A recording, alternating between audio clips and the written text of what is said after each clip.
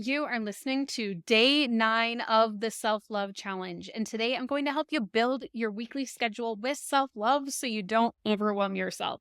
Sound good? Let's get going.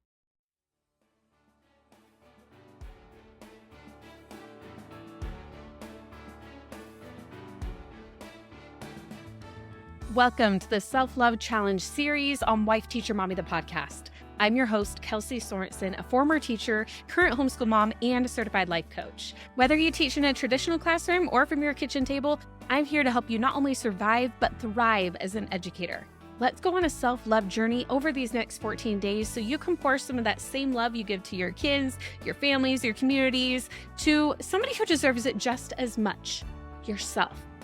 To get started with the free self-love challenge, I recommend starting from the first episode and listening through each day. But to get the full challenge experience, go to wifeteachermommy.com/self-love-challenge to register for free to get the scorecard to track your progress, a daily email with the link to your audio coaching lesson, and your journal prompt. It is free and registering will get you more support with the challenge. Now let's get to today's coaching lesson.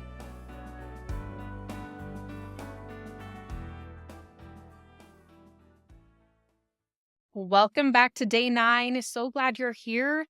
Today, we're talking all about your schedule and how you can create a schedule self-love.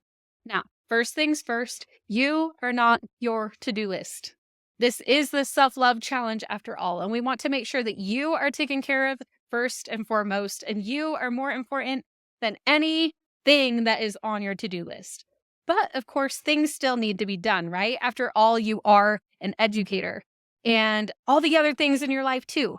But we don't want to neglect ourselves in the process of all this other stuff. So we need to get very intentional about it. Yesterday, we talked all about alignment versus balance. So now that we've gotten clear on what we want and the direction we want to go in our lives, we want to keep in mind, we want to keep that in mind as we plan out our weeks. And this will also help us overcome something called the urgency effect. Now, this was first penned by Eisenhower years ago. Here are a few quotes from Eisenhower about this phenomenon. He says, "Who can define for us with accuracy the difference between the short and the long term? Especially whenever our affairs seem to be in crisis, we are almost compelled to give our first attention to the urgent present rather than to the important future." And how often in teaching does it feel like we're suddenly in crisis? Like it says here, it's like, oh, this thing, we need to do this thing. We need to make sure this lesson is okay. Oh, this got, kind of throughout. I mean, with kids, things are unpredictable, right? There's always different things happening, lots of things that seem urgent, right? And the next one, quote from Eisenhower is, "I have two kinds of problems, the urgent and the important. The urgent are not important and the important are never urgent." So this is super interesting because a lot of times those little fires that come up in our day-to-day life, like they're not going to matter a few weeks from now, that individual thing. And then a lot of the things that will matter a few weeks from now aren't getting done because we're dealing with those day-to-day things. And this is just something we want to keep in mind and realize as we are creating our schedules with intention. Now, Stephen Covey of the 7 Habits of Highly Effective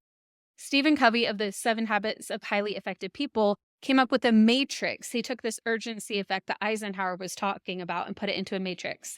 And he talked about whether tasks, they can be urgent or important, and they can also be both or one or the other. So if a task is urgent and important, we want to do it right away and schedule it as soon as we can, because if it's both urgent and it's important, then obviously we want to get it done right away, right? If something is not urgent, but it is important, like it long term, it's important, but it's not super urgent, we want to schedule a time to make sure it happens. So it might be like maybe you're creating your schedule on Friday before the next week or Monday morning or Sunday night, whenever you're doing it. If something is urgent and important, you might schedule it on Monday. If it's not urgent, but it's still important, you might plug it in on Thursday or Friday, but you're still making sure that it gets done. The next type is urgent, but not important. This is where you try to get a little creative. If something is urgent and important, you might see if you could delegate it. This isn't always possible, but let's say, for example, it is urgent that you need groceries to feed your family. Urgent, important, it's urgent. Like you need groceries to feed your family, right? But doing the grocery shopping right this instant maybe isn't important. So maybe you could do online grocery pickup or delivery. Maybe you could also, if you're a school teacher, you could find parent or kid, like you could find parents to come and help in the classroom, depending. You could also have kids help out with things in the classroom, class jobs, or if you teach upper grades, have kids grade each other's work instead of you having to grade all of it. There are different ways that you can try to delegate things. In my full episode about how to create an intentional schedule, I talk even more about this. So if you want more ideas for that, be sure to check out that episode, which I will link in the show notes. Now, the final type is not urgent and not important. This is when you ask the question, does this need to be done? And that is what I was talking about with alignment yesterday. Is that one of the things you can let go of so you can make more room for what matters most? Now, let's go over my weekly process for planning, not for just work, not for just planning your lesson plans, but also for life. So here's what I do. I do a brain dump, and a lot of times I'll do that on like a Sunday night, or I've actually been getting better lately at doing it on Friday at the end of the week so I can like just rest easy on the weekend, but it can be whatever works for you. Now, you do a brain dump of all the things you can think of that you need to do. Next, you go through and you analyze the list, thinking of the urgency matrix above and prioritize. The next thing you do is use your ideal week as a starting point to plan your week. Good morning. I wanted to tell you about my experience with coaching with Wife Teacher Mommy. I have been personally coached a few times. One on the first day I joined an online call, and it really helped me to take the blame from myself and how I always take on the blame, and learn to realize that there are a lot of circumstances that you cannot control. So that has really made an impact on my teaching career and my personal life. Overall, I would say that belonging to the Wife Teacher Mommy Club has made a huge impact on my teaching and my resources. Most of my friends ask me, my teaching friends ask me, where did you get that? Oh, it's that club you belong to. And so that's always fun to say. I highly recommend it. And if you get a chance to be coached or listen to somebody else being coached, you get so much out of it. Best of success. I hope to see you on a coaching call. Now, creating your ideal week is something that you can do ahead of time, and it's just a basic generic schedule for what you want your weeks to look like. If you are a Wife Teacher Mommy Club member, or if you upgraded to the VIP version of this challenge when you registered, you'll have access to our printable and digital planners that have a really pretty template for you to do this ideal week practice. If not, you could probably find one for it as well. But it basically, you can put together a schedule where you put in all the things that need to happen every week and where you would do them. You put in your morning and evening routine that we talked about yesterday. Any weekly things such as kids classes that you have every week, you'll put that in. And that is where you start from. So you're not starting from zero every week. Then the next thing you do is you fill in your calendar with your self-care, your morning, your evening routine, and your tasks that have to be done at a certain time that week. Then you go through your list and you assign each thing on your list a day and a time. Again, if you upgraded or you're a club member, you'll be able to plug this right into the colorful planner that you have access to. And make sure that as you do this, you're not booking your schedule completely full. You want to leave some time for the unexpected to come up, because we know that is going to happen. And we also want some open space, just to have that open space for ourselves. That is an act of self-love, having open space on your calendar. And then evaluate at the end of each week how it all went, so you know how you could change things in the future if you need to. Now, there are reasons that sometimes we don't stick to our schedules. One is trying to fit too many things into a small time frame. Another is not having open space for when things do come up. We can also not follow through for other reasons, like how we were feeling. What was our mindset? Did we just decide not to do it because we didn't feel like it? Another thing can be seasons changing, like the beginning, middle, and end of the school year or summertime. They're different. Your teaching routines might be different. Your family routines might be different, and your schedule might need adjusting. So you might need to address that.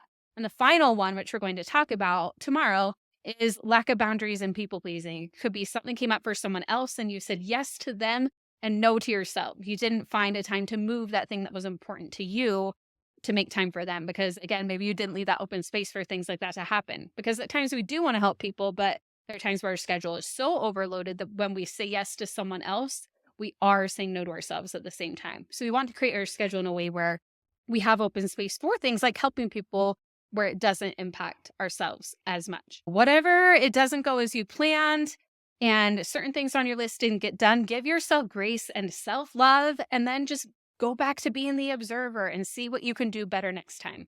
As we practice creating an intentional schedule and sticking to it, we get better at it. So that is it for today, my friend. Be sure to check your email for the journal prompts that go along with today's coaching.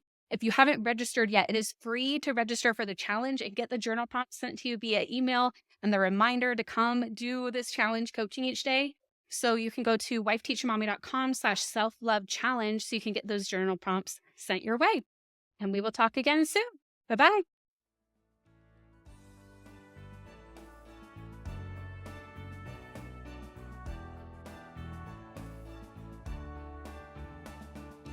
Thank you for participating in our self-love challenge. For the complete challenge experience, make sure to go to wifeteachermommy.com/self-love challenge to get the scorecard and a daily email with each of the journal prompts for free. And if you're enjoying this challenge, please consider sharing the love by sharing that same link, wifeteachermommy.com/self-love challenge, with a teacher friend or a homeschool friend or all of the people you know who might be interested in this free resource. We have a mission to help as many educators as possible, whether they teach children in a classroom or in their living rooms, to not only survive as an educator, but to thrive in teaching and life. This challenge has been brought to you by Wife Teacher Mommy Club, my signature coaching program created especially for teachers and homeschool parents. Inside the club, you can join us for weekly live coaching with me and fellow club coaches, VIP access to our summer and winter Educate and Rejuvenate conferences, a library of resources to save you time, and even a private podcast feed where you'll get to listen to every single coaching call we've ever done, all the Educate and Rejuvenate sessions, and so much more. If you love this challenge, why not spend just a few minutes checking it out and seeing if it's right for you? It may just be the ultimate gift of self-love that you could give yourself, because it'll help you take what you've learned in this challenge from the 2x level to the 10x level. So go to wifeteachermommy.com/club to learn more. I would love to see you there, but either way, I will keep seeing you right here on Wife Teacher Mommy, the podcast.